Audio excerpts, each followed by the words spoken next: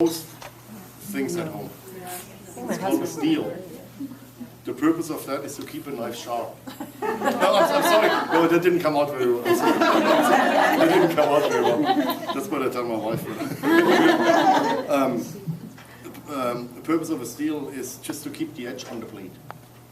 To keep the edge on the knife. Once the knife is dull, the steel doesn't do anything. You can go out and get them sharpened for normally a couple bucks a knife.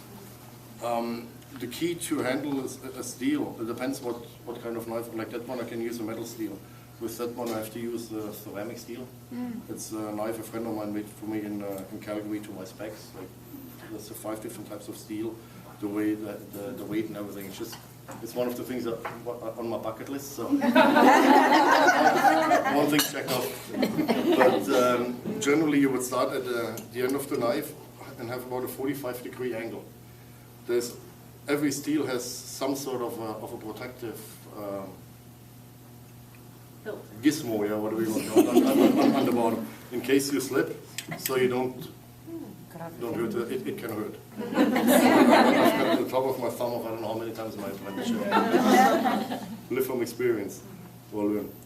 So you want to have it at about a 45-degree angle, and just do it on both sides. If you do about 10 or 15 times on each side,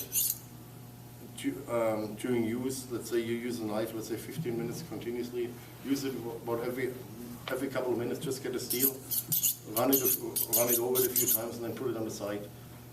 If it's a metal steel, how do they work? There's a magnet on top. Okay, that's enough. I'm going to shut it off now. I hate when people text me. I don't know how to text. I should say I don't know. Those buttons are so small and everything. You want something, call me. So you just got to run it over 10 or 15 times at a 45 degree on both sides. So, as I said earlier, the steel has a magnet on top. And through running it back and forth, it lines up some sort of a little micro something in the blade. I'm not exactly sure how technical it is, but it works. So just run it over 10-15 times, put it on your counter, on your cutting board, wherever, and that's good enough. If you do it constantly, you probably can increase the sharpness of your knife by probably 50 to 60%. So you don't have to spend a lot of money on knives, you just get one of those sharpening things. Well, if you get a good steel and just do that, now a steel, don't ever put it in water. If it gets dirty, just take a cloth, wipe it off, sanitize it once in a while, and just let it air dry. If you put them in water or the dishwasher, they rust. The same with kitchen knives, you should never put them in a dishwasher. A lot of times it's the handles that separate. Knives, I must have about 50 or 60 knives. I love knives. So that'd be a really good investment. Really good investment. So, potatoes. You can use them, I'm sure you know just about anything from breakfast potato to mash, to roast, to bake, to whatever. So I want to do a little potato sauce. The scraps, I keep them, we make mashed potatoes out of them. Or I thicken a lot of soups or stews with potatoes as well. Instead of using flour, you got a little scrap, just get a little grater, grate it right in, you got no flour, you got nothing. And I always use the skin too. It's very rich in vitamin C. When we make mashed potatoes, we normally just wash our potatoes, boil them, and then put them through rice or with the skin on. It just adds a nice little texture. So you want to cut try to cut a perfect cube. Okay. The table is so small, I'm used to work a little higher.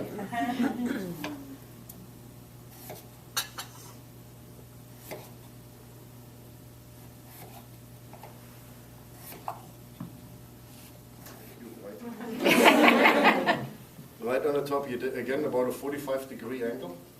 You cut in about halfway, and you do that at every single side about 4 times.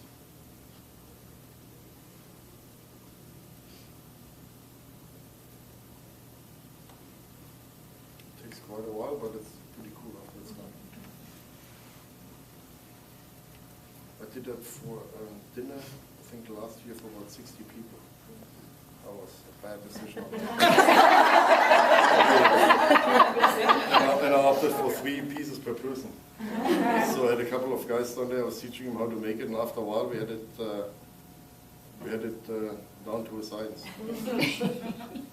Have you done much teaching through the years? I like to do a little more, but it's very time consuming. I normally take, I make sausages here in pâtés that we sell in the cafe.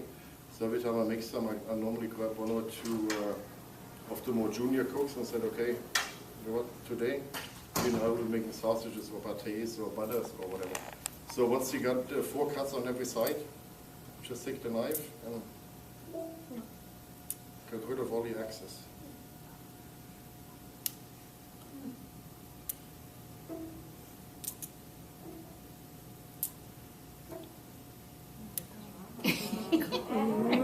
Almost perfect. Maybe steam it for like, let's just set it here, for maybe 5 or 10 minutes. Coat it in a little bit of butter and roast it. It looks really neat. And all the scraps, you just put them in on a pot of water with a little steamer basket on top. Put them on there, make mashed potatoes out of them. That's cool. The real fine, almost makes them into a mush. Just grate it, and whatever pulp comes out, just put it right into your sauces or soups and thicken with that on the earlobes. That's the coldest part on your body. So just put it on and flip them.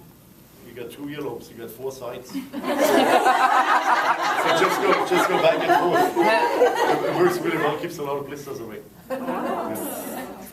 We can stick it in the fridge on a bag of pieces.